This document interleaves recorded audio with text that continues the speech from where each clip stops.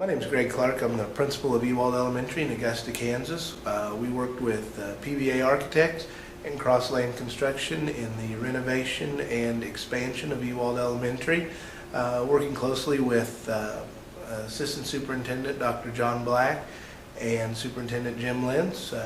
We believe that the renovation and expansion has helped us meet our district's mission statement, which is student achievement is #1.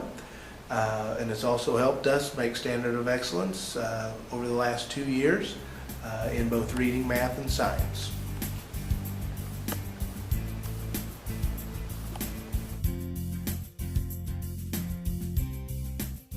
Well, right now we're in one of the 4 FEMA rooms here at EWalt Elementary School. This is our early childhood wing. We have 3 kindergarten classes and a morning and afternoon early childhood in the room right adjacent to this one.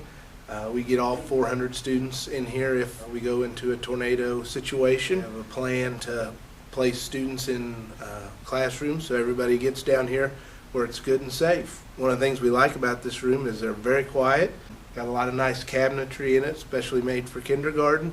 Nice big windows to let in a lot of natural light, but we do have the tornado shutters on there that we can close if we're ever in that situation.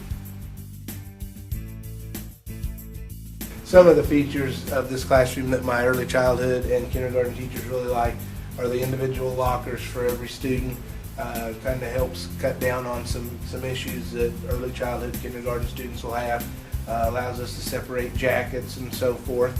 One of the things about kindergarten early childhood is they have a lot of items for school.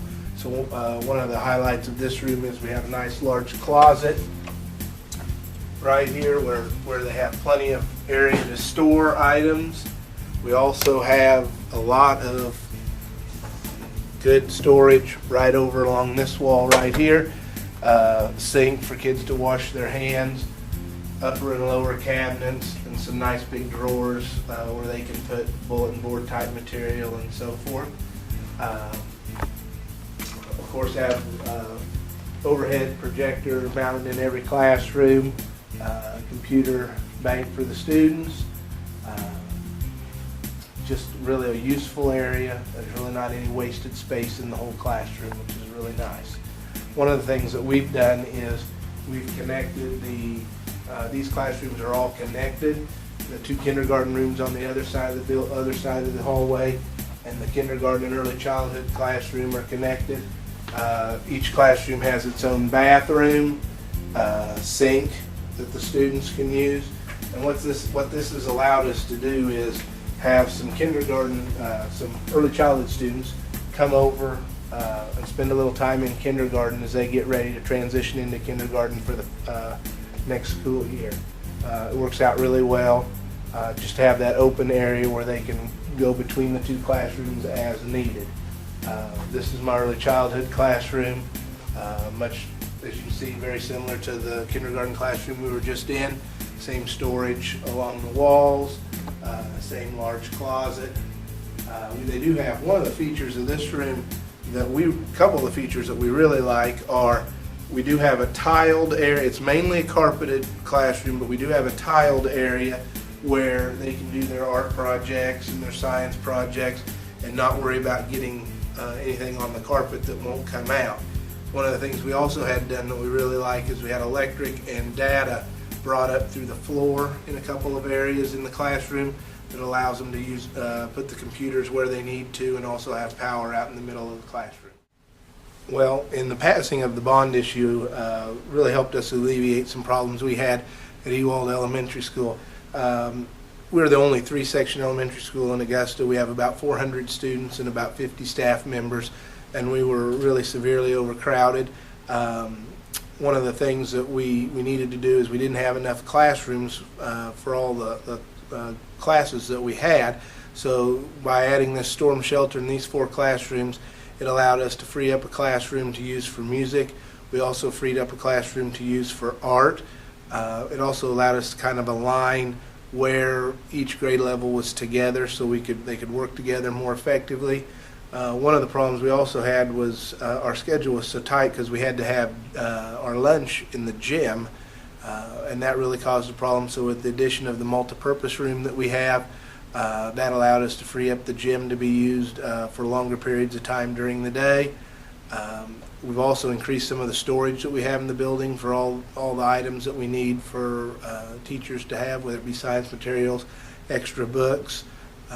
That's really helped us out a lot, but just mainly having a little bit more space. Like I said, we have about 400 students that go to this school, about 50 adults that work in here, and just having an extra, some extra space to put all those people and those bodies has just been very helpful to us. It was the first time I've ever had the chance to do anything in the construction of schools, and while it is quite enjoyable, it is quite time consuming for a principal. You have to attend a lot of meetings.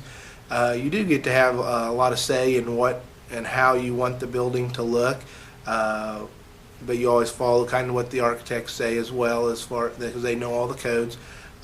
Working with the construction company was positive most of the time. Sometimes they didn't have quite the need to rush that we did to get school, get everything done ready for the start of the school year. I really enjoyed it. Now, honestly, of all the jobs that I've had that kind of don't fall under actually being a principal, the construction of this school, I really enjoyed it, and seeing it all come together probably gave me a few gray hairs, but I really did enjoy the whole process. What you see here is this is the link between the old building and our new tornado shelter, the FEMA rooms, the 3 kindergarten, 1 early childhood classroom. And the reason that they weren't just butted up right against each other and attached to each other is the mass of this building is just incredible.